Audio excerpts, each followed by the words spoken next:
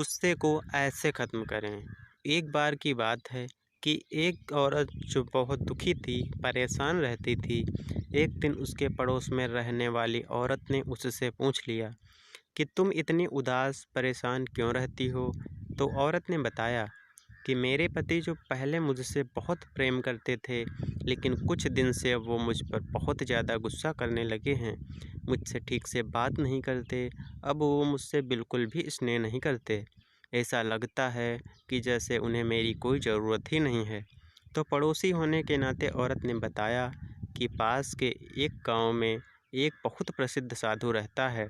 तुम उसे अपनी परेशानी बताओ, वो तुम्हारी समस्या का हल ज़रूर बताएंगे। औरत अगले ही दिन साधु के पास गई, साधु को अपनी समस्या बताई।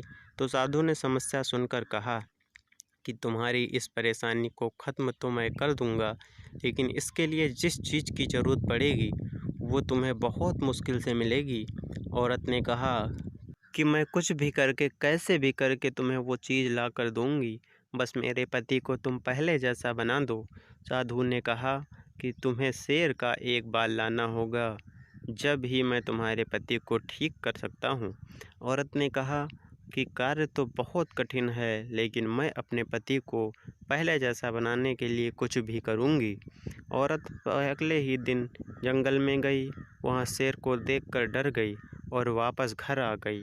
औरत अगले दिन फिर से जंगल गई तो शेर की दहाड़ सुनकर डर गई और वापस आ गई। औरत ने हार नहीं मानी और अगले दिन फिर शेर के करीब जाने लगी।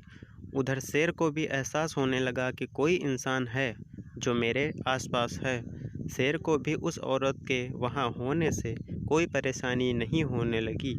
करीब महीने भर के बाद आखिर शेर को औरत के वहाँ पर होने की आदत पड़ गई और औरत शेर का एक बाल लेकर साधु के पास आ गई।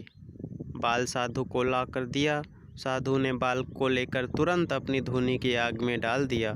यह देखकर औरत को गुस्सा आ गया और बोली कि बाबा, मैं इस बाल को बहुत मेहनत से लेकर आई हूँ और आपने इसे तुरंत आग में डाल दिया, ये आपने क्या किया?